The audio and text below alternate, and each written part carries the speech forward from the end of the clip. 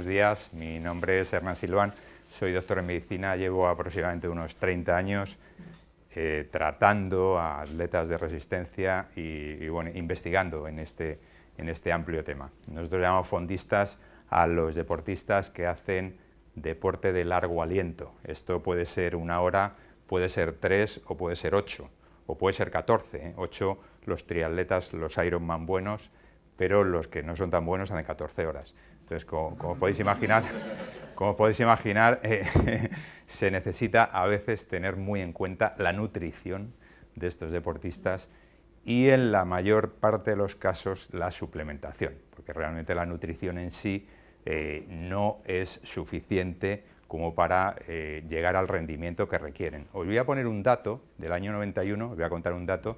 Yo estaba haciendo un Tour de Francia como médico y recuerdo haberle preguntado al médico del equipo de Miguel Indurain exactamente cuántas calorías consumía o necesitaba consumir para cualquier etapa, cualquiera de las 21 etapas de aquel Tour, y me habló de que aproximadamente consumía unas 12.000 calorías. Entonces, como no llevaba ni cuchillo ni tenedor, os podéis imaginar que durante el día, en un desayuno que suelen hacer aproximadamente sobre las 7, 8 de la mañana, y durante la prueba, hay que decir, voy a acotar aquí, hay que decir que en la prueba el médico de un equipo, yo estaba en la 11, no puede intervenir hasta que acaba la etapa. Digamos que nos dedicamos a repartir bolsas de comida para la etapa, pero hay un médico de la organización y otro ayudante que van en un coche y si hay algún tipo de actuación médica lo van a hacer ellos. Nosotros les damos de comer por la mañana y esperamos al final de la etapa para atenderles, ¿no? Entonces, todo lo que hacemos no podemos meter todas esas calorías en el desayuno, obviamente. Entonces, en esa bolsita que les íbamos a entregar iba parte de lo que os voy a contar aquí en la charla. Los deportes de alto nivel, estamos hablando de altísimo nivel en ciclismo, el Tour de Francia, el más alto nivel, requieren a veces estas cosas, ¿no? Dices, bueno, llego como médico a un equipo y me dicen, me entero que hay gente que consume más de 10.000 calorías al día. Entonces, primer problema, solo con la dieta casi seguro que no vamos a llegar a esas cantidades. Esto en cuanto a lo cuantitativo. Yo os voy a hablar mucho más de lo cualitativo que de lo cuantitativo. Fijaos, un fondista, dentro de los macronutrientes, se nutre sobre todo con hidratos de carbono. Puede llegar la proporción de hidratos de carbono a 65-70 en su dieta, dependiendo del momento de la temporada. Así que prácticamente son, bueno, pues unos locos de los hidratos de carbono. En nuestra dieta habitual, en las personas normales, pues sí tenemos alto el porcentaje de hidratos de carbono, pero en ellos en algunos momentos es demasiado alto y esto también puede derivar en algunos problemas técnicos a la hora de organizarles su dieta. En larga competición lo toman dentro de las bebidas isotónicas o lo toman en barritas, ahora más en geles. Os estoy hablando hace 30 años que no existían los geles, pero ahora más en geles, pues son más digeribles y son bueno, mucho más manejables. Y luego el problema técnico principal que teníamos en estas barritas, en estos geles, era, que ya se ha hablado, de los picos de insulina. Es decir, lo que teníamos al principio, hace como 25 años, eran unos sticks de glucosa que se tomaban tal cual, no sé si los habéis visto así de color naranja, que nos pegaban unos picos y unos cambios de insulina brutales. Esto nos lo comentaba el atleta diciendo, bueno, la verdad es que tengo momentos que me quedo vacío. Y efectivamente esto lo hemos resuelto mezclando los hidratos de carbono. Ahora lo que suelen llevar esos geles es fructosa, glucosa y sobre todo destrinas y maltodestrinas. La maltodestrina ha sido un invento excelente porque sabemos que es uno de los hidratos que más mantiene a lo largo de la competición el nivel de, en este caso, glucosa. Y lo que hacemos entonces es intentar alargar la faena de los hidratos lo más posible. Es decir, el objetivo en un médico que esté controlando la alimentación en el deporte de resistencia va a ser ni más ni menos que intentar estar durante 1 hora y media o 2 horas manteniendo a ese deportista en el metabolismo de los hidratos de carbono. Esto, pues, en el mejor de los casos sucede.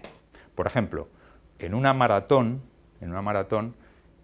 los actuales corredores de maratón buenos, los africanos, tardan 2 horas. 2 horas 2, 2 horas 3, 2 horas 4. Esto es lo que tardan. Imaginaos, la mayor parte de la gente que corre la maratón de Madrid tarda entre 3 horas y media y 5 horas y media. Pero ellos no, ellos lo hacen en 2 poco. Este tipo de atleta, que no siempre se da, no siempre nos toca llevar a este tipo de atleta, no va a tener demasiado problema por mantener los niveles de hidratos con una buena alimentación. Sin embargo, fijaos qué paradoja, en la medicina deportiva nos cuesta mucho más trabajo trabajar, equilibrar al atleta popular. Pues el atleta popular va a irse a 4 horas. Y entonces, a partir de las 2 horas, 2 horas y media, sus depósitos de hidratos de carbono van a decir hasta aquí. Entonces, todavía hay que incidir más en su alimentación y en su suplementación para que esto no suceda o suceda lo más tarde posible. Ellos le llaman el muro. El muro es la situación, imaginaos, en 42 kilómetros, la situación fisiológica que ocurre entre el 25 y el 35, por el cual te notas vacío de depósitos, te notas acalambradas las piernas, te notas también que empiezas a pensar cosas raras. El cerebro funciona con glucosa.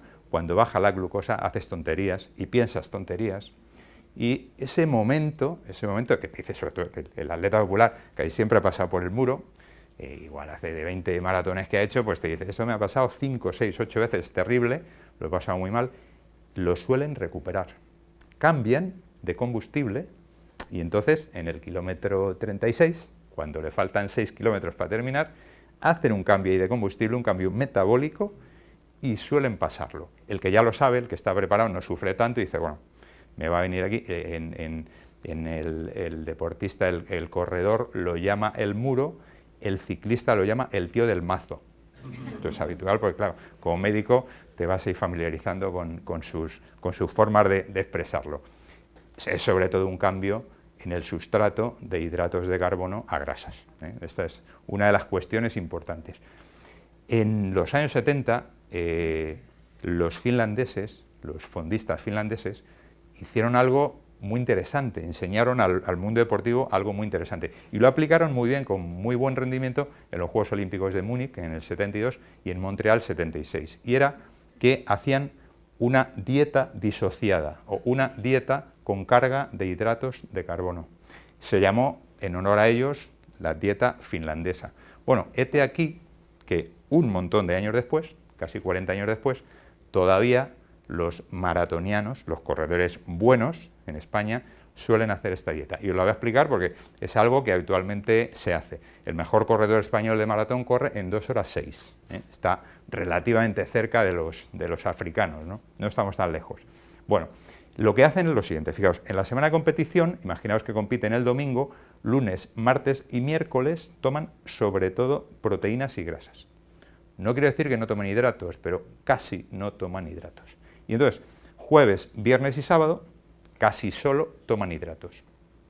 Esto lo que produce es una carga de hidratos que yo os aconsejo, si lo vais a hacer, lo vais a mandar, que se individualice, y vais a tener algunos de los deportistas que no lo toleran. Hay gente que no tolera la dieta finlandesa, otros muy bien, otros les va bien, va a ser fácil de ver porque, ya os digo, el muro lo van a alargar y algunos no lo van a pasar si hacen esta implementación en su nutrición. Luego, durante la competición, esto es muy estándar. En la competición se utiliza agua y electrolitos cada 5 kilómetros. Por ejemplo, una maratón en 42 kilómetros, en 3 horas y media, toman cada 5 kilómetros agua y electrolitos. De hecho, las organizaciones ya lo tienen puesto así. Cada 5 kilómetros hay un habituallamiento. Y luego vienen los geles que suelen tomar a partir del 25, el kilómetro 25, cada 5 kilómetros. Hacen 25, 30, 35 y toman esos hidratos de carbono a base de glucosa, fructosa, destrina, maltodextrina. En el 35 o en el 30 suelen incluir cafeína.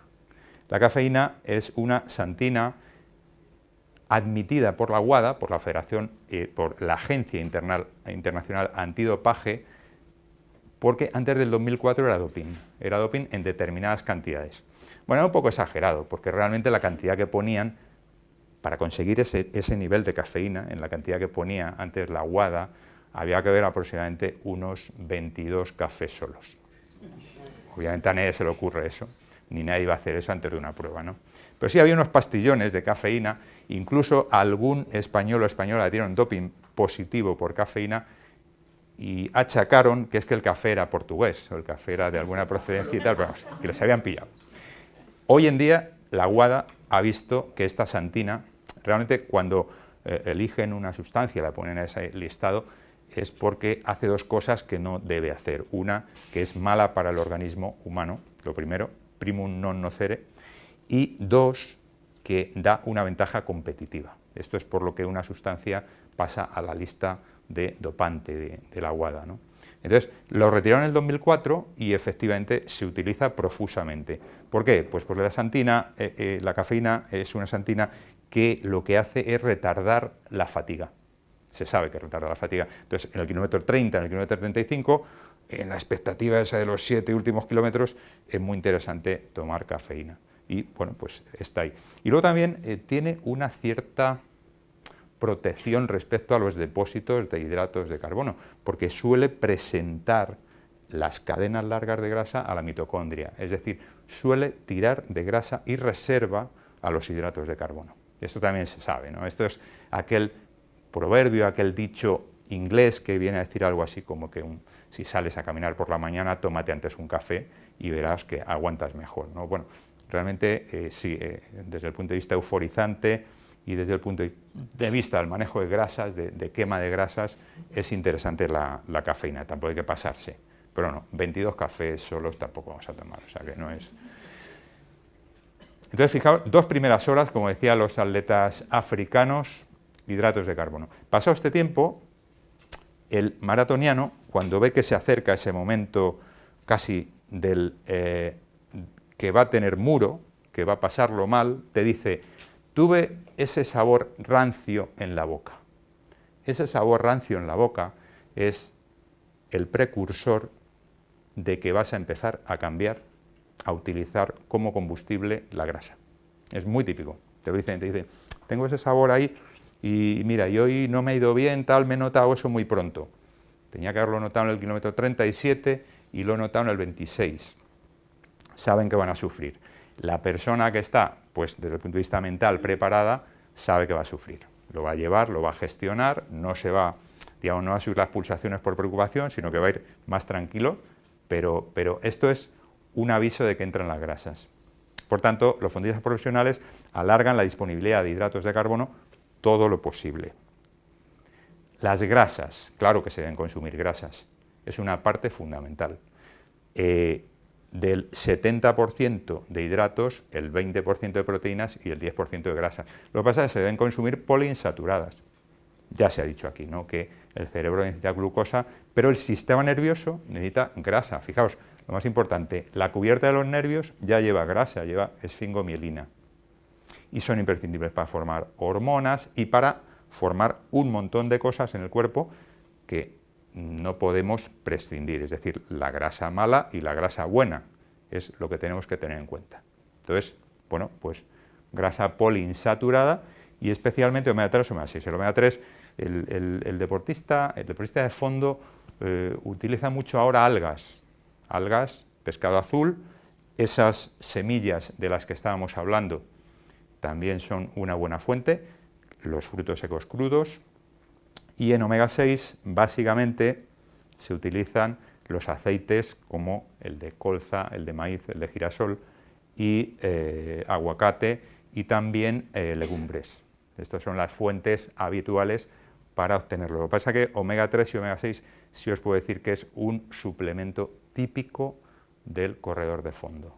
Es por las circunstancias que estábamos hablando, de los suelos, de la alimentación, de las costumbres culinarias hoy en día, que no son demasiado saludables o todos los saludables que quisiéramos, incluso también en deportistas de alta competición, pero en deportistas populares ya os digo que tienen la dieta igual de mala que tenemos en muchos países occidentales, aunque nos llamen mediterráneos.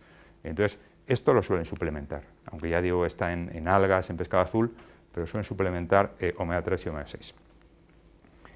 Y las proteínas son el elemento puramente estructural del músculo y del tejido conectivo, es decir, sí podemos obtener energía de ellas en la larga distancia, pero no es lo más adecuado.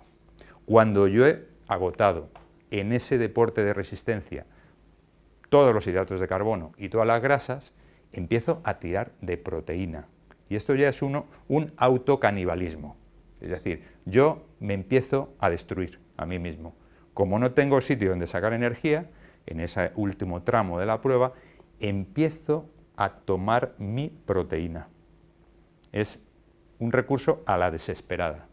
En el músculo, esto se llama rhabdomiólisis, es decir, la rotura de fibras musculares. Imaginaos, en deportes de impacto, como os he dicho antes, maratón, hay seguro una rhabdomiólisis en 42 kilómetros. Es una de las partes que justifican los altos niveles de inflamación y destrucción muscular que tenemos después de estas pruebas de largo aliento. Ahora, la rhabdomiólisis se produce más tarde o no se produce, o se produce menos, cuanto mejor preparado y suplementado estés. Y en este sentido, cuando alguien hace una prueba de largo aliento y va al médico de cabecera los días siguientes y el médico le hace una analítica, pues si el médico no está demasiado familiarizado con este tipo de deportes, se va a llevar un susto tremendo con algunos parámetros. CPK, creatinquinasa, en una fracción que se llama MB, indica destrucción muscular. Destrucción muscular puede ser destrucción muscular del músculo cardíaco, puede ser un infarto. Entonces, rápido te manda el electrocardiograma porque piensa que ese esfuerzo que has hecho no justifica esos niveles tan altos. Es una cantidad que puede ser de 100, 120, lo que da la CPK, se te puede disparar tranquilamente a 1000 maratonianos, un maratoniano que ha corrido la maratón de Madrid, popular, que ha tenido una cierta rhabdomiólisis, que ha sentido el muro, que ha sentido esa parte rancia y luego el muro. Si se hiciera, esto hay que hacerlo a 72 horas, si se hiciera esta analítica a 72 horas, le va a dar una CPK de casi 1000, con el susto correspondiente. ¿Qué otra cosa tiene este deportista? Este deportista tiene hematuria. El riñón no ha podido administrar esa destrucción muscular y no filtra convenientemente la sangre. El filtrado de la sangre es la orina, y en la orina va a aparecer sangre, y puede aparecer 7, 8 días tranquilamente. Es muy típico en el deporte de resistencia que aparezca la hematuria cuando pufas, cuando viene el tío del mazo. Es muy típico que tengas luego unos días de hematuria. Esto hay que conocerlo, y también un médico de atención primaria que no conozca estos casos, pues se va a pegar un susto. Esto es normal. O sea, hematuria y subida brutal de la CPK es algo típico cuando hemos tirado de proteínas sin deber. Es decir, las hemos utilizado como sustrato energético y la proteína para nosotros es algo estructural. Y así se entiende en la suplementación, como algo estructural. Es verdad que, como bien se ha dicho antes, los aminoácidos ramificados, intervienen en un montón de cuestiones fisiológicas en el cuerpo. Pero, sobre todo, se piensa en ellos cuando queremos reforzar nuestro músculo, nuestra musculatura, cuando queremos recuperar mejor el músculo. Y por eso mandamos esto, isoleucina, leucina y valina.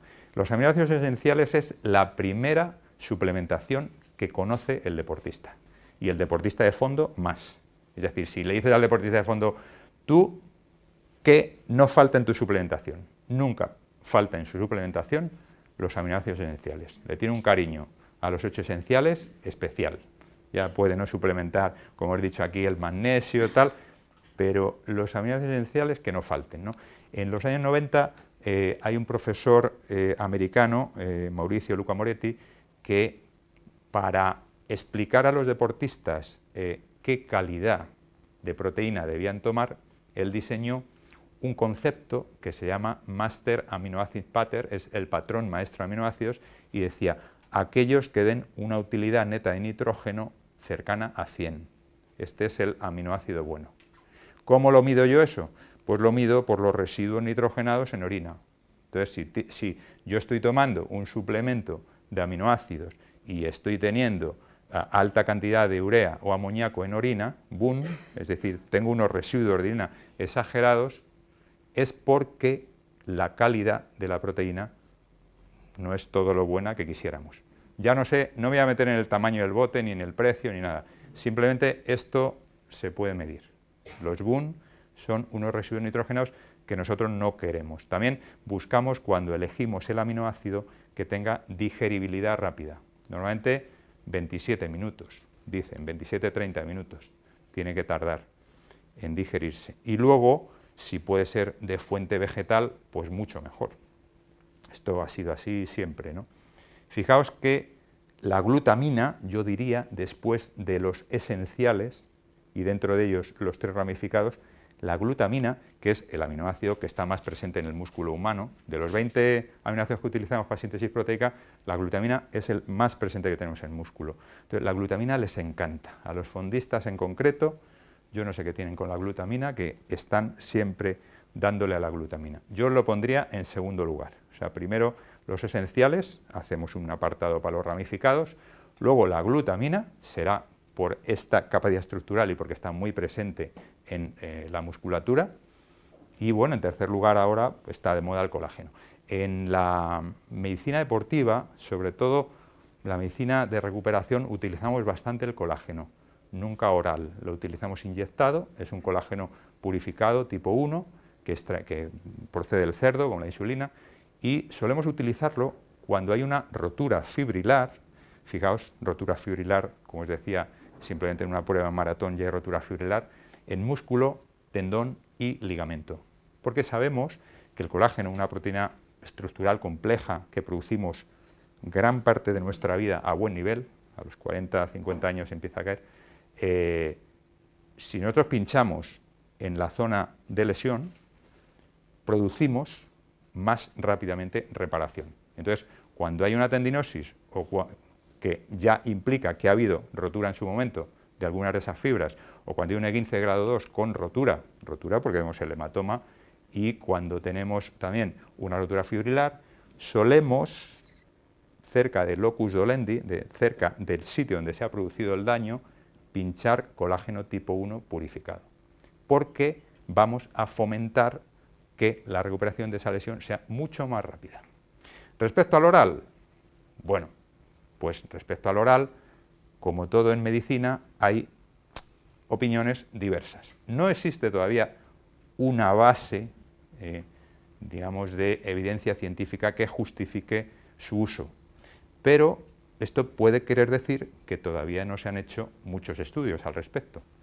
Si yo les quito el colágeno con magnesio a mis deportistas, a los deportistas que yo normalmente, incluso algunos van a ir a Tokio a los Juegos Olímpicos, me corren a gorrazos, o sea, me pegan una paliza, vamos, directamente. Entonces, a veces los médicos tenemos que observar, tenemos sobre todo que ser clínicos en el sentido de ver las cosas esperando, ¿no? Diciendo, bueno, vamos a observar y vamos a ver si esto es, bueno, pues un estudio de cohortes.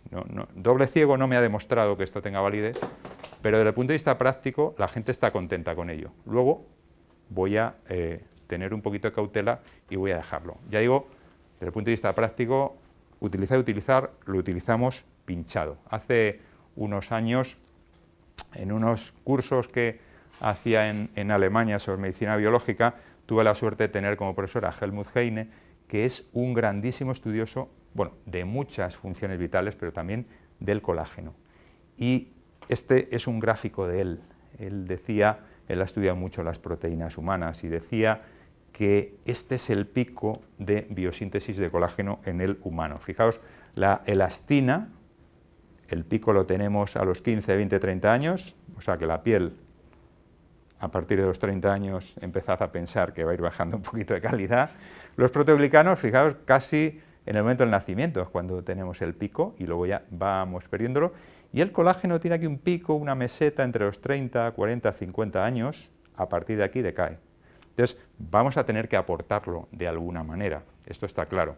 Pero es una proteína que está con nosotros continuamente produciéndose hasta mucha edad, yo creo que prácticamente 40, 50 años. Entonces nosotros, como en medicina deportiva tenemos un rango de edad, sobre todo en la medicina de competición, casi hasta los 50, el tema máster ahora empieza más, llevamos unos años en que los deportistas veteranos, bueno, deportistas son más mayores, y por ejemplo, en el corredor de fondo, hace 10 años la edad media de los que participaban en carreras populares era 37,5, hoy en día es 41, es decir, se ve que los chicos de menos de 20 años no hacen mucho deporte, ¿eh?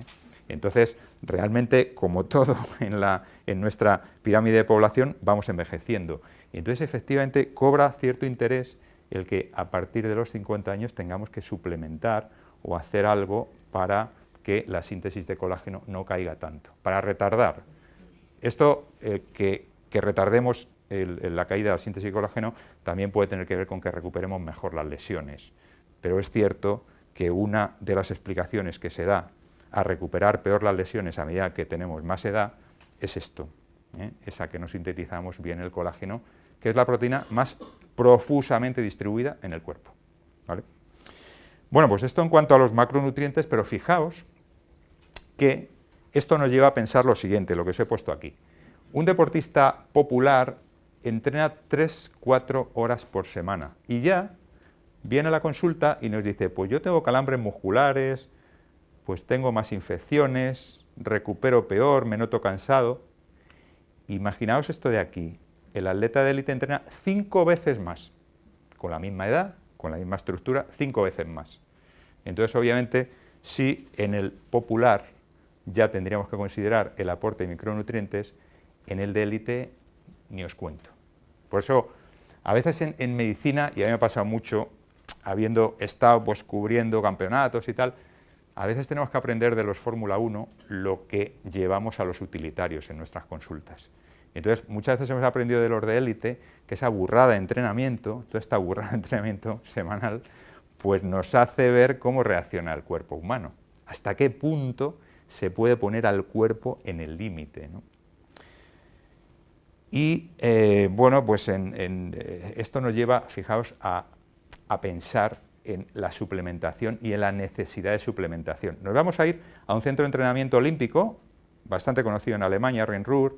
Esta es Ursula Gieser, la directora de nutrición de este centro, y se le ocurre hacer, bueno, pues coge a 40 atletas de ese centro, que es como aquí la Blume, la residencia Blume, del Consejo Superior de Deportes, y mide exactamente qué porcentaje de ellos alcanza los valores de referencia que dice la Sociedad Alemana de Nutrición, y se da este susto grande y dice, o sea, estos son los mejores atletas de Alemania que están preparándose para unos Juegos Olímpicos y les mido y me sale esto. 16 de ellos solo 16 de 40, tienen unos niveles de magnesio y zinc adecuados, de yodo 0, de fólico 0, de vitamina D 0, de todo el complejo B entre 3 y 8, vitamina C 3, potasio 3%. Se da un susto bueno, porque dice, bueno, me han metido aquí de asesora de nutrición, voy a hacer aquí un cribado y voy a ver de qué va esta gente. Y esta gente va de esto porque tienen un estrés oxidativo brutal. Esa gente que ha llegado a esos centros ya ha pasado por muchos niveles en deporte, tiene en general buena alimentación y suplementación, pero adquiere un nivel donde ya no es suficiente. Sus hábitos dietéticos ya no son suficientes. Y entonces es cuando viene la experta en nutrición y aquí les va a explicar, supongo que les explicaría todo esto y les diría, bueno, majetes, vamos a empezar a tomar individualmente cada caso, cada deporte, las horas que entrenáis, la estructura corporal y la planificación, pues luego la planificación durante la temporada tiene microciclos, es decir, vamos a picos según las competiciones. Dice, bueno, tú para este año, por ejemplo, en España, para clasificarse para los Juegos Olímpicos, los maratonianos han tenido que correr en Sevilla hace unas semanas para ganarse el billete para ir a correr a Tokio en verano. Este es un ciclo de 4 años, el ciclo olímpico, y ellos se lo han jugado todo a esa temporada, a ese pico. Pues fijaos, un maratón en febrero, 42 kilómetros, bastante exhaustivo. Se han tenido que ganar ahí el billete. Bueno, pues van a tener otro pico, todavía más importante, que es el día de la maratón olímpica, que esto lo van a tener a 1 de agosto. Así que tenemos que planificar todo un trabajo de 5 meses antes de Sevilla, febrero, y otros 5 meses antes de Tokio, agosto. Esto con suplementación incluida, o sea, no solo con entrenamiento. Y claro, a la pregunta de ¿necesitan suplemento nuestros deportistas? Pues si la toma es baja, como muestra el estudio, si tienen pérdidas elevadas por transpiración, minerales, vitaminas, carnitina, y sobre todo esto, si tienen altos requerimientos debido a un consumo de oxígeno aumentado, especialmente en deportes aeróbicos, en deportes de largo aliento, va a aparecer el estrés oxidativo. ¿El estrés oxidativo es algo de solo único, achacable al atleta de élite? No. El estrés oxidativo lo puede tener una persona de la calle que está haciendo deporte y que ha corrido la maratón de tal popular después de haberlo preparado con un preparador o con planner de una revista o online. Entonces, el estrés oxidativo es algo que nos tiene que guiar a la hora de controlar la alimentación y la suplementación. Fijaos cómo se estudia. Un suplemento estándar de antioxidantes es este es típico, unir la vitamina E, la vitamina C y el selenio. Entonces, en este estudio, sobre 18 atletas, a 9 no se les da el suplemento, se les da placebo, y a otros 9 sí se les da. Y vemos el momento antes del ejercicio, al empezar, y horas después, hasta 48 horas. Lo que medimos para saber si estrés oxidativo es la proteína carbonílica en plasma. Y siempre veis que los que no han recibido el suplemento están en mucho más estrés que los que lo han recibido. Independientemente del tipo de trabajo, del tipo de deporte, esto sucede así, es decir, se repite en deporte y en los distintos microciclos de la temporada. Otra manera de medir el estrés oxidativo es ver la mioglobina reducida, dañada, la metamioglobina oxidada, que se incrementa durante el ejercicio de alta intensidad y yo añadiría aquí de largo aliento. Y también ver que las moléculas antioxidantes naturales del cuerpo también se van perdiendo, glutatión reducido, por ejemplo. Por tanto, estos son datos, detalles, la carboxílica, la metamioglobina, la disminución de antioxidantes, son detalles que nos dicen que el deportista puede estar entrando en barrena. Entonces, vamos a estar un poquito atentos porque esto es lo que tenemos que evitar. Tenemos que evitar que las especies reactivas de oxígeno, que son las que marcan el estrés oxidativo, estén oxidándonos nuestras moléculas biológicas, es decir, nuestros carbohidratos, aminoácidos, ácidos grasos y nucleótidos. Esta es la gran lucha que tenemos cuando queremos añadir a la suplementación de nuestros deportistas antioxidantes. Y esto es lo que sucede en el deporte. En esa prueba, imaginaos que estoy poniendo este ejemplo de maratón de 42 kilómetros, tenemos la formación de estas especies reactivas de oxígeno en la mitocondria, pero en la isquemia de los órganos internos, nosotros estamos utilizando las piernas, gran parte de nuestra sangre está en las piernas, entonces nuestros órganos internos se quedan en isquemia y luego va a haber una reperfusión, un llenado. Entonces, en ese momento también se generan ROS, también se generan con la oxidación de la hemoglobina y mioglobina, la metamioglobina, y también se generan del ácido láctico. El ácido láctico, el lactato, el láctico, es algo que podemos medir y de hecho en nuestros deportistas utilizamos esta medida para regular su entrenamiento. Hacemos unos determinados esfuerzos interválicos en la pista y vamos midiéndoles simplemente con una punzada, les medimos, normalmente es en la oreja, el láctico.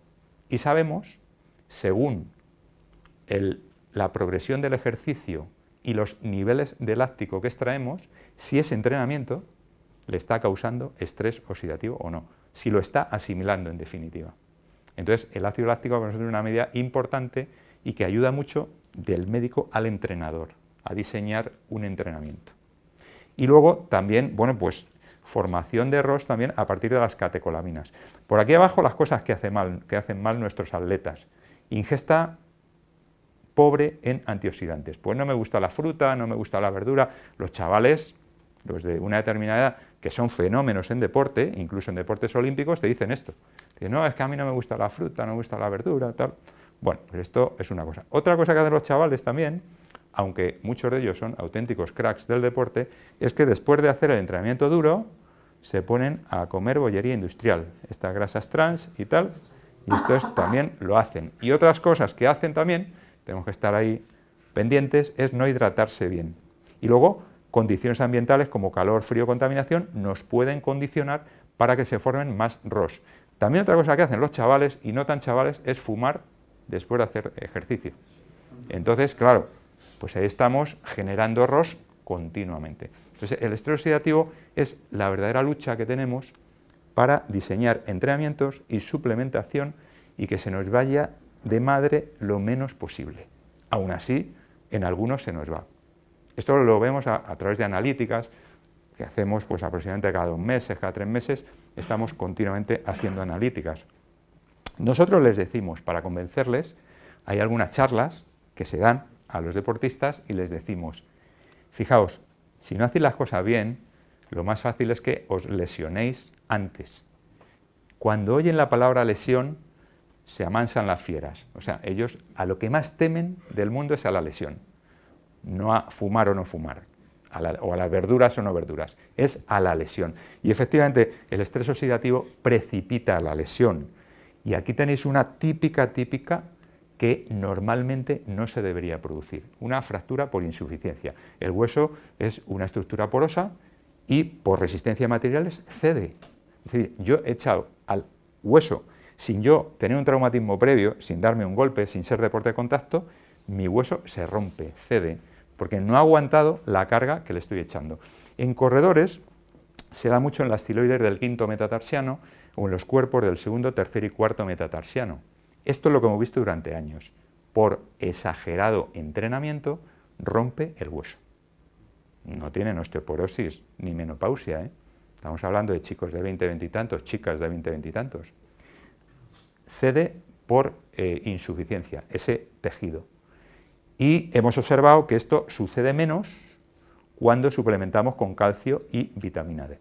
Entonces, es un factor determinante suplementar calcio y D, también la D la solemos utilizar con K, y vemos que disminuye la incidencia de fracturas por estrés. Actualmente tenemos un problema importante en todos los fondistas, incluidos ciclistas, se da mucho en triatlón, pero en corredores quizá más, y es que nos ha cambiado a otros huesos.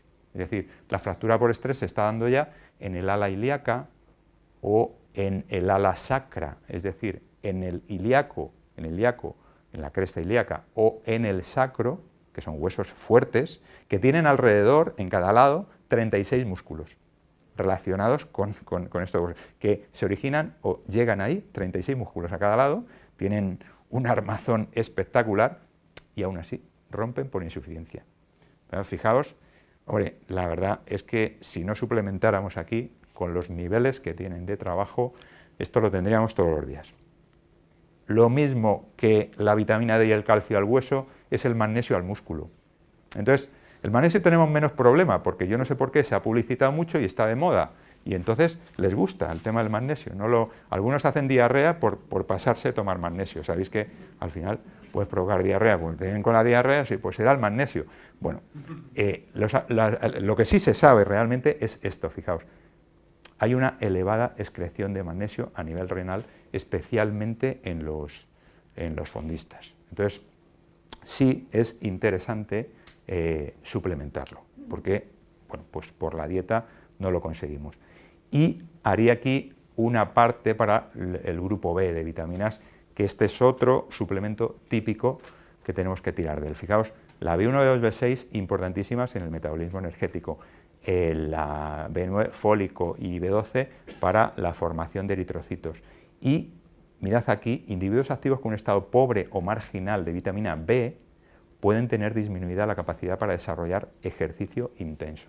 Está muy relacionada con todo el tema energético y especialmente con el impulso neuromuscular. Ahí tenemos la B1, sobre todo, que nos trabaja en esa transmisión de impulsos neuromusculares. Cuando se trata de deportistas de resistencia, el hecho de que no sea un deporte muy explosivo no quiere decir que no sea tan importante esta transmisión del impulso neuromuscular. El gesto repetido de una zancada, aproximadamente pues unas 50.000 veces, hace que tengamos que tener muy despierto el sistema nervioso. Y aquí parece que ayuda la vitamina B1. Os he puesto aquí en dosis la porción diaria, lo que llevaría, damos saquitos de sobres de 15 gramos, el sobre de 15 gramos, que es el suplemento que damos a diario, y en esos 15 gramos van 3 miligramos de B1, por ejemplo. Y en cuanto a la C, fijaos, tiene que ver con dos cosas importantes, especialmente en los deportes largos, de largo aliento. Mantener las defensas inmunes y como antioxidante. Esto es realmente lo que hemos visto. Neutrófilos y oxidación por radicales libres. Es interesante. Y luego, bueno, pues se discute mucho la toma. Obviamente, Linus Pauling, que era un señor que sabía mucho porque se llevó 2 premios Nobel, uno de química y uno de medicina, pues claro, como formuló esto, decía que había que tomar 5 o 6 gramos diarios de vitamina C. Esto es un hidrosoluble, el exceso se va por riñón, y no sé si aquel hombre tendría pues esos cristales de oxalato bonitos que se forman a nivel renal cuando te has pasado de tomar determinados productos, ¿no? Pero vamos, fijaos que la cosa anda por 300 miligramos, ¿eh? Y se puede llegar en la toma, en la porción, porque obviamente se puede llegar a un gramo, pero efectivamente haciéndolo en distintas porciones, especialmente por el tema del riñón. Antioxidante, refuerza el sistema inmune, bueno, es un cocatalizador en toda la serie de hierro, mejora la cicatrización y ayuda a mantener el tejido conectivo. Esta ya es liposoluble, y fijaos, cicatrización, regula el crecimiento celular, y bueno, el retinol pues ayuda a la visión. Estamos hablando ya en esta liposoluble de microgramos. La vitamina E es uno de los grandes clásicos del deporte y del antiestrés oxidativo. Es decir, la E, la C y el selenio se llevan la palma. Yo voy haciendo que mis deportistas vayan, según la evidencia científica que hay, según lo que vamos aprendiendo, vayan tomando unas cosas y otras, pero no cabe duda que hay unos clásicos y que les gustan mucho. Hay unas cosas que inciden demasiado, ¿no? Y entonces, esta es una de las que les gusta. Realmente sí es un potente antioxidante y entra a trabajar con un montón de coenzimas. Interesa muchísimo la vitamina E. Y luego, claro, en el fondo, sobre todo en chicas, tenemos gran problema porque suelen tener un índice de masa corporal muy concreto, con un porcentaje de grasa bajísimo. Tal es así que dejan de tener el periodo. Pueden tirarse 1 año o 2 años sin periodo. No tienen suficiente grasa para hacer hormonas. Entonces, independientemente del susto que se pegan al principio, cuando entran en estos niveles de entrenamiento, la serie de hierro en estas chicas es la que tenemos que controlar más, desde la transferrina, la ferritina o el hierro sérico. Entonces, es importantísimo. ¿Por qué? Pues porque el deporte que hacen se basa en el oxígeno y el hierro está absolutamente implicado en el transporte de oxígeno. 5 miligramos es lo que suele llevar el paquetito este diario. El zinc, importantísimo en los hidratos de carbono, también en el tema inmunológico. Y el cobre, importante en el transporte de hierro, también inmunológico y antiinflamatorio.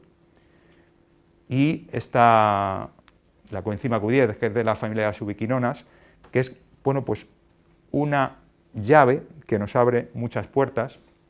Por ejemplo, trabaja muy bien con la vitamina E y es un agente antioxidante potente. También desde el punto de vista del sistema nervioso, se utiliza mucho, le gusta mucho a los velocistas porque dicen que les da mucha chispa cuando están haciendo estos ejercicios pliométricos, ejercicios de fuerza, ejercicios muy agresivos, ¿no?, desde el punto de vista articular y muscular, pero muy rápidos, muy eléctricos, ¿no? Dicen que mejora mucho esa función nerviosa.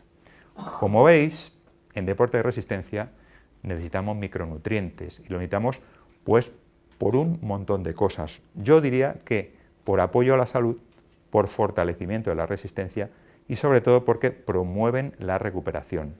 Importante, obviamente, siempre que no sean doping. Entonces, realmente a la pregunta de ¿necesitamos micronutrientes? Por un montón de cosas, el deportista de largo aliento, el deportista de fondo, necesita obviamente el aporte, el suplemento de micronutrientes.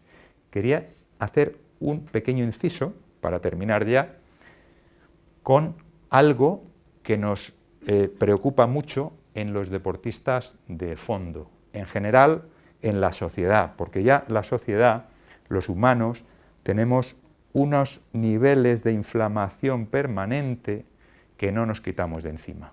Y vamos haciendo picos, pero tenemos nuestros niveles de inflamación posiblemente por el estilo de vida que llevamos, por la dieta, por un montón de cosas, tenemos esa pequeña inflamación ahí, base, y en nuestros deportistas no es bueno porque, fijaos aquí, el ejercicio físico, todo él, aunque sea flojo, es proinflamatorio.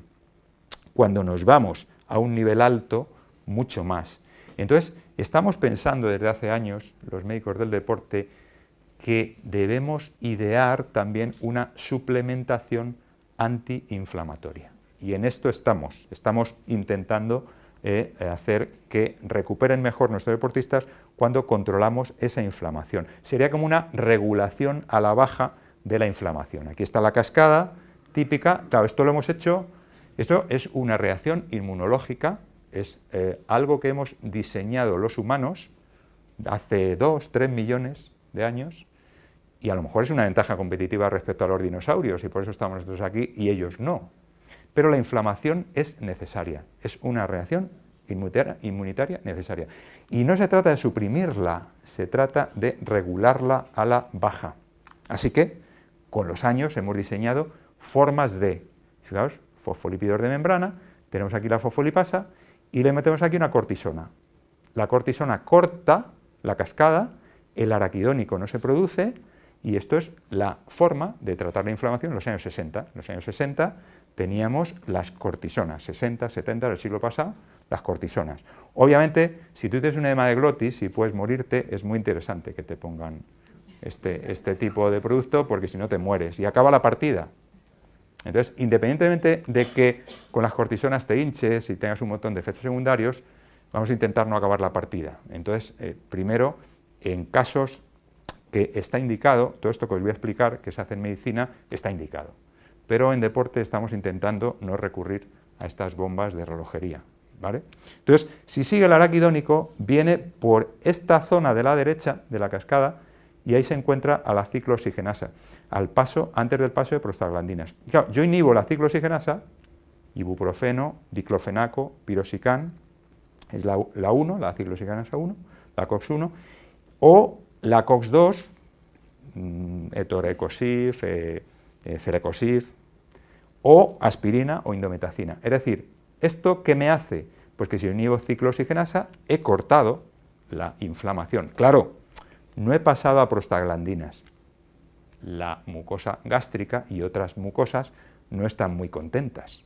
Y tampoco he expresado un montón de epítopes proteicos por este lado, que, bueno, vamos a ver dónde van. Por no expresarlos, si lo estoy cortando de continuo, con este consumo, vamos a ver dónde van.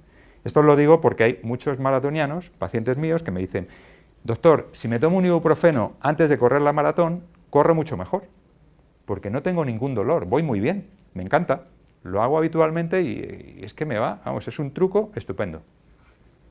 Bueno, pues inhibo, y un día me voy a encontrar que todo esto que derivaba de forma natural, 3 millones de años llevamos, de forma natural por la zona derecha de la cascada, me va a empezar a ir por la zona izquierda. Por la zona derecha, potencial edema, agregación plaquetaria, hematoma, hinchazón, imaginaos ese esguince, Y por la zona izquierda, fijaos qué curioso, estímulo de monocitos, incremento de la permeabilidad, broncoespasmo, vasoconstricción. Esto huele a inflamación y esto huele a alergia. En los pasados años, la Academia de Pediatría de Estados Unidos estudió un grupo de edad entre niños de 5 años y 12 años, porque veía que las madres alegremente estaban dando ibuprofeno 60, que es de color fresa y además sabe a fresa, y está rico. Los niños dicen, qué rico el... No voy a decir el nombre comercial, obviamente, pero los que somos padres, pues lo sabemos, ¿no? Qué rico y tal. Entonces, llegaron a la conclusión de que como cortas aquí continuamente la cascada de la inflamación, termina expresándose por aquí. Dicen, bueno, el aumento de alergias tiene posiblemente una explicación por aquí. Es decir, ¿no salgo por prostaglandinas? Pues salgo por leucotrienos. Si llevamos 3 millones de años haciendo esto. Esto en linfocitos T es pool TH0, TH2, TH1. Si no se me va por TH2, se me va por TH1. Es decir, tengo que expresar mi inmunidad de alguna manera. Así que no nos vale el ibuprofeno antes del maratón. Vamos a buscar otras cosas. Entonces, buscando y buscando, los médicos del deporte hemos encontrado los omega 3 desde el alfa-linolénico o los 6 del linoleico. El ácido araquidónico, fijaos, es este amigo de aquí, cuidado, y está en la cascada inflamatoria, el ácido araquidónico que lo aplicamos, es un omega 6 y lo damos como antiinflamatorio en medicina deportiva. La gran cuestión es esta, la proporción omega 3, omega 6. ¿Por qué? Porque omega 3 y omega 6 compiten por la misma reserva de enzimas para producir eicosanoides antiinflamatorios. Así que si la proporción fuera 1:1, aquel señor cazador-recolector tenía en su dieta una proporción 1:1. Y hoy tenemos, sí, 20:1 a favor de 6 por la comida procesada, por nuestro estilo de vida. Entonces, efectivamente, tenemos que intentar que esto esté lo más parecido posible. Esto no quita que tengamos que despotricar contra el araquidónico, porque esto se utiliza y si sabemos utilizar este equilibrio, tendremos éxito en la regulación a la baja de la inflamación. También en otras cuestiones que tienen que ver con el corazón, pero sobre todo en deporte en regulación a la baja. Y claro, pues luego decimos a este señor del ibuprofeno que lo toma antes de la maratón, ¿qué le enseñamos para que sea un poquito más razonable, natural y, bueno, pues según la evidencia científica, que sea algo que le vaya a dar larga vida, que le vaya a dar salud y no esté continuamente suprimiendo la cascada de la inflamación? Pues fijaos, en Asia daban cúrcuma, en Europa árnica y en África arpagofito. En Alemania se inventaron algunas enzimas, tripsina, bromelina, rutósidos, y estos son antiinflamatorios, vamos a llamarle, porque no podemos llamarles bio, le vamos a decir naturales o de origen natural.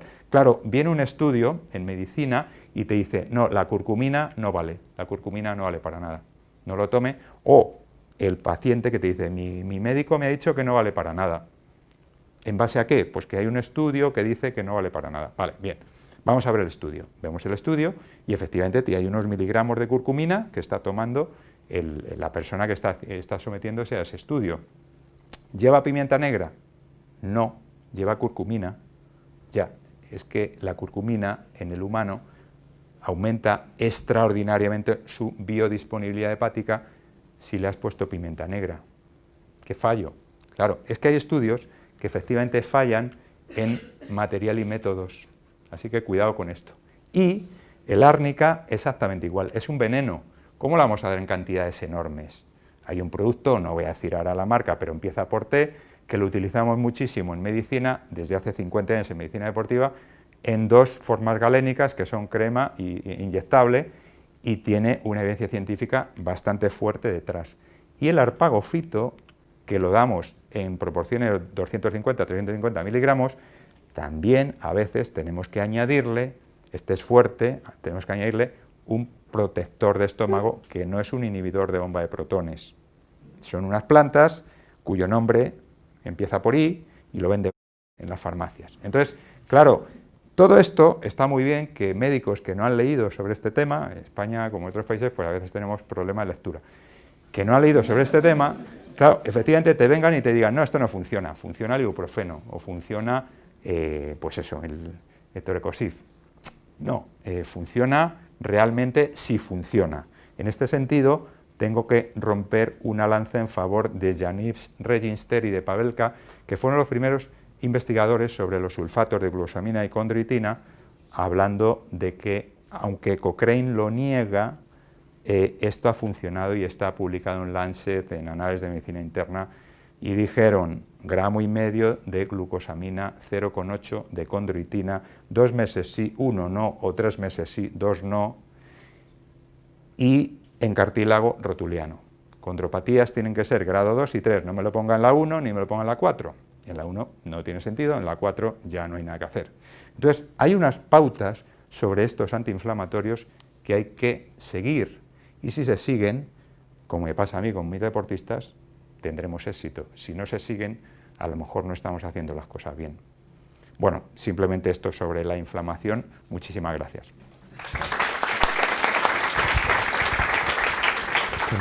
Tenemos un espacio de preguntas.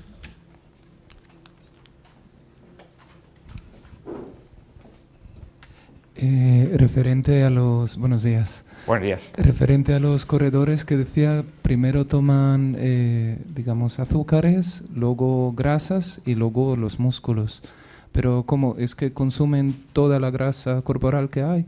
Es que no entendí bien ese punto. No, cuando tú estás haciendo el metabolismo dentro de tu actividad física, estás haciendo un consumo de todo, pero sobre todo la energía la obtienes de los hidratos de carbono. Es decir, toda la parte de hidratos de carbono que tengas en esas formas que hemos dicho ahí son las que te van a dar en ese momento la energía. Y tú tienes un depósito graso. A partir de que ya no tengas más hidratos de carbono, vas a tirar de tu depósito graso. Si ese también se vacía, empezarás a tirar paradójicamente de tu propio músculo, de tu Pero proteína. ¿se vacían todas las grasas que tiene un deportista? ¿Todas? Se vacía la disponibilidad de las grasas, es decir, la grasa disponible. Obviamente tú tienes una grasa estructural que no vas a utilizar, obviamente. Vamos, no sé no te puedo decir qué distancia tendría que recorrer un humano para que vaciara para que se integrara totalmente, para que se quedara sin grasa o sin proteína. No, me refiero a la disponibilidad inmediata en ese momento. Sí. Muchas gracias por la exposición. Perdona la pregunta, que a lo mejor yo no me dedico a deporte, ¿no? Pero viendo la exposición tan bonita, me pregunto, si se les realiza en deportes de larga duración, ¿no? De aliento, como dice, aporte continuo de hidrato de carbono, ¿cómo entonces pasan a utilizar grasa? Y concateno la pregunta, ¿por qué entonces, si eso no se puede evitar, que veo que parece que no, por qué no se les aporta también grasa en ese aporte que se realiza, por ejemplo, triglicéridos de cadena media, que se utiliza, o sea, con la cafeína, por ejemplo, meter aceite de coco o los TCM? Si eso no les mejoraría el paso metabólico, esa flexibilidad metabólica de pasar de hidrato de carbono a la grasa. Y lo último, ¿no se les entrena metabólicamente antes para que ese paso lo hagan rápido y entrar y salir de cetosis para que no tengan que pasar por el muro o por el mazo? Sí, efectivamente. Muchas gracias. Bien, primero en cuanto a la parte de los hidratos de carbono y de la grasa. En esas barritas y geles sí hay grasa. Sí hay grasa ya y llevan grasa. Lo que pasa es que hacen un deporte que posiblemente esté en el límite humano. Se dice que el humano de forma natural aguanta, en el caso de la carrera a pie, 30 kilómetros. Tú puedes hacer 30 kilómetros corriendo, y esto vendrá pues de cuando corríamos por las praderas, sin utilizar prácticamente el depósito graso, utilizando solo hidratos de carbono. El problema de estas pruebas es que la gente no está corriendo 5 kilómetros o 10, que es lo normal, o media maratón, están corriendo la maratón, porque está de moda y es bonita. Y la maratón son 12 kilómetros más, desde los 30. Entonces, a veces está el querer o el poder. Y mucha gente que corre estas pruebas no está preparada. Entonces, a partir de los 30 kilómetros, tiene serios problemas para gestionar este metabolismo. Los geles sí llevan parte grasa, pero obviamente el entrenamiento de largo aliento tiene una parte importantísima metabólica, como tú bien has dicho. Hay un tipo de entrenamiento que se basa precisamente en esto. Te pongo un ejemplo. Cuando alguien va a correr una maratón, en esos entrenamientos semanales hace una tirada larga, progresivamente más cercana a los 42 kilómetros, conforme se aproxima a la prueba. Y esto le hace entrar menos en cetosis y alargar la llegada de ácido láctico a sus músculos. O sea que gestiona muy bien, aprende a gestionar hidratos de carbono y grasas. Y lo entrena, forma parte de su entrenamiento. Lo hacen así, imagínate un domingo, si yo estoy corriendo normalmente 12 kilómetros, 14, un domingo me voy a 20. Y ya en esa tirada larga, incluso en medio, pruebo algún gel. Normalmente no beben, salvo que haga calor, y prueban algún gel o bebida isotónica y ya lo entrenan. Pero el domingo siguiente, una semana después, ya hacen 23 kilómetros. Y así progresivamente van efectivamente adaptando a su cuerpo. El entrenamiento metabólico es la parte más importante del entrenamiento en larga duración. Pero claro, en el deportista profesional es inherente al entrenamiento que le pone su técnico. En el popular, pues claro, a veces han leído en una revista o... Claro, entonces estos son los que caen en esa cetosis y los que realmente tienen el muro. Hola Hernán, muchas gracias otra vez por tu explicación y que siempre es un gusto escucharte, igual que Susana, porque creo que habláis además de la experiencia, no tanto de la teoría que podemos encontrar en algún libro, pero sí de una forma práctica de la experiencia. Quería preguntarte, o más bien hacer alguna reflexión y que me comentes a ver qué te parece. Lo primero es que con respecto al estrés oxidativo en el deportista, yo creo que el popular tiene mayor estrés oxidativo porque pretende entrenar lo mismo que el deportista. De hecho, yo me he encontrado también muchos deportistas en la consulta que quieren hacer los mismos kilómetros que Chema Martínez a la semana, pero claro, Chema Martínez solo se dedica a eso y en cambio el deportista popular tiene que estar con los niños, tiene que estar trabajando y tiene que... todo tema de conciliación, ¿no? Familiar, laboral, tal, con lo cual incluso quitan horas de sueño por el tema del entrenamiento, ¿no? Entonces creo que el estrés oxidativo es mucho mayor en el popular y por eso comentabas tú a lo mejor que es más difícil ajustar suplementación o demás, igual que ajustar también entrenamientos, ¿no? Por lo tanto, sí que creo que pueda ser necesario un aporte pues quizás mayor que el de los deportistas. Sí, estoy Eso de acuerdo, es lo primero. Y ahora te comento otra cosa y a Susana también. Habéis comentado los dos el tema del colágeno. Y has puesto una diapositiva que me ha gustado mucho, que no la conocía, que yo también conozco, estuve con Hein en Alemania, en Baden-Baden. El colágeno es una proteína que fabricamos nosotros. Y yo no tengo muy claro que realmente haya que suplementar con colágeno, porque la fabricamos nosotros. Y yo siempre lo comparo con el ejemplo de la hemoglobina. Es otra proteína que fabricamos nosotros, pero sí que es verdad que en momento la hemoglobina puede estar descendida y que entonces determinamos que hay una anemia. ¿Y qué damos? ¿Hemoglobina? No. Damos los nutrientes necesarios para formar hemoglobina. Susana lo ha explicado estupendamente. Eso es. Pero ha pasado un poco así desapercibido y yo quería saber vuestra opinión si dais suplementación para formar colágeno o dais los compuestos de colágenos que... Yo estoy con Susana en que hay que dar los componentes del pastel para que tu organismo lo cocine, el pastel. Yo también. Creo que esa es la clave. Y en cuanto a hacer una matización también, añadir, porque lo has dicho muy bien, qué bonito sería que por parte de los médicos enseñemos al deportista popular, que es el que ahora mismo es el gran abandonado pues por organizadores, por técnicos y demás. Ellos no tienen la posibilidad de recibir información fresca y buena de médicos deportivos y la reciben por internet o por revistas que puede ser la mía, donde yo escribo también, Runners es una revista terrible en esto, y que realmente hay tanta información que a veces no la pueden procesar. Creo que preparar pruebas de largo aliento, teniendo una familia, teniendo un trabajo, y eso, quitándole horas al descanso, es un riesgo enorme para la salud. Por alusiones. Tienes toda la razón del mundo, Alberto, pero hay que tener en cuenta que a partir de los 50 años nuestras enzimas no funcionan tan bien. Entonces, de ahí viene esa caída de colágeno. Entonces, depende de la edad del deportista, hay veces que sí que merece la pena dar el pastel entero. ¿Vale? O sea que hay que, como siempre, personalizar. Pero vamos, evidentemente, lo que podamos fabricar por nosotros mismos en el mejor estado, fantástico.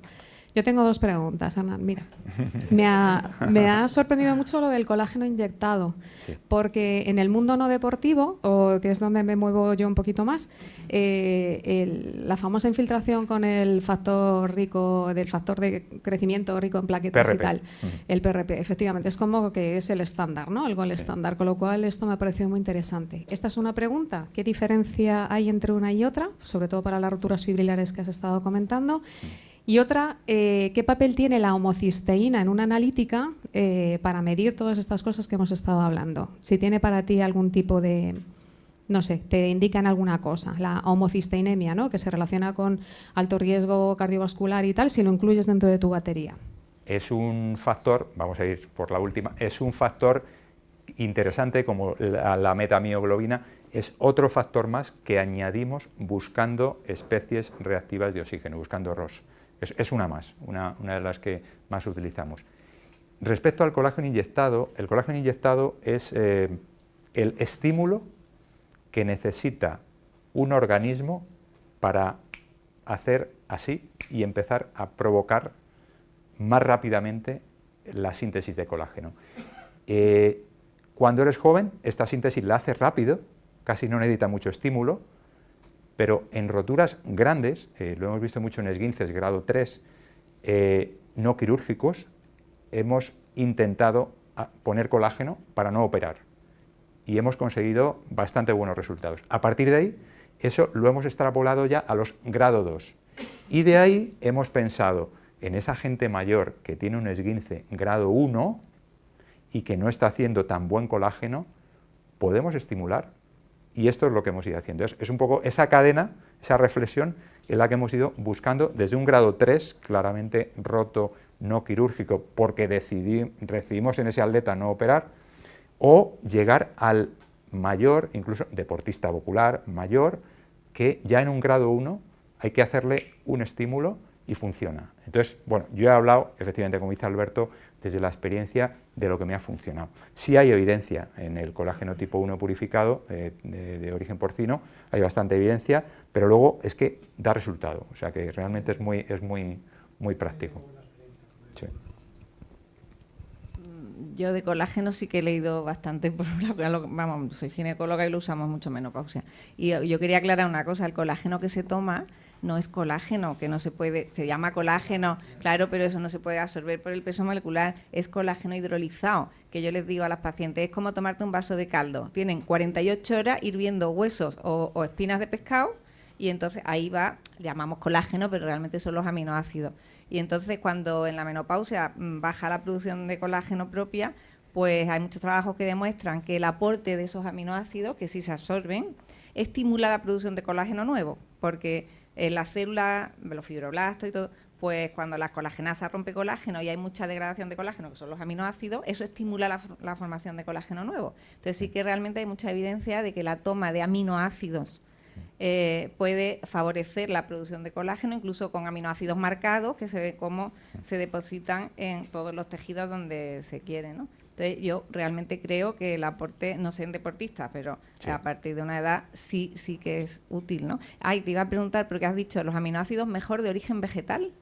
Sí, bueno, en el caso estaba hablando de un patrón maestro de aminoácidos y concretamente unos aminoácidos que tienen una utilidad neta de nitrógeno X, no he querido decir marca, pero en ese caso son solo de origen vegetal. Es concretamente un patrón que se ha utilizado mucho en deporte. Vale. Perdona, Susana, creo que no te he contestado a una parte que eran los PRP, o sea, colágeno pinchado versus PRP. Yo creo que son dos cosas distintas, pero no sabemos todavía si la estimulación de factores plaquetarios tiene importantes efectos adversos. Es decir, ¿cuántos factores plaquetarios tenemos? Casi 1000. ¿Qué estoy estimulando yo cuando los pongo? ¿Solo lo que quiero? ¿O estoy avisando al bazo o al hígado? Esta es quizá la principal pega que yo pondría a los PRP. No obstante, se está haciendo profusamente en medicina deportiva. Pero alguna vez hablándolo con, a lo mejor es parte interesada, ¿no?, pero con el profesor Guillén, que sabe mucho de esto, y están iniciando cosas en células madre, me comentó esto, me dijo, oye, ¿y biológicamente qué estará pasando en el cuerpo cuando ponemos un montón de factores plaquetarios? No solo lo que nosotros queremos para nuestro ligamento, sino ¿a qué estamos llamando? ¿A qué puertas estamos llamando cuando los ponemos? Pues están poniendo profusamente, incluso lavando con ellos la propia intervención quirúrgica. Igual teníamos que tener un poquito cuidado con los estímulos biológicos, a destiempo, extemporáneos, ¿no? Bueno, me parece que... Sí, con respecto a los aminoácidos esenciales, al BCA y a la glutamina y tal, tenía entendido que también tiene sentido sustituirlos por proteína whey, por los típicos batidos de proteína, puesto que conllevan, o sea, tienen todos los aminoácidos. ¿Es esto así? ¿Es mejor tomarlos por separado? ¿No es exactamente lo mismo? Yo lo pregunto a nivel personal porque yo, por temas económicos, prefiero tomar proteína isolada, y si resulta que no tiene el mismo efecto que tomar BCA o que tomar aminoácidos esenciales o que tomar glutamina por separado y en momentos diferentes, pues me gustaría saberlo. En lo que yo sé, me remito al concepto que decía antes del nitrógeno, genera mucho más residuo nitrogenado por riñón, es decir, encontramos más urea o más amoníaco en ese tipo de proteína que en sí en un buen aminoácido esencial o ramificado. Es decir, whey protein sí es algo que hemos visto que se ha utilizado mucho en culturismo, viene de ahí, y también hemos visto que en estos deportistas hay muchos problemas renales. Entonces yo todavía no tengo la autoridad científica como para relacionarlo, puedo sospecharlo, pero no me atrevo a relacionarlo. Muy bien, muchas gracias, doctor. Gracias. Muchas gracias.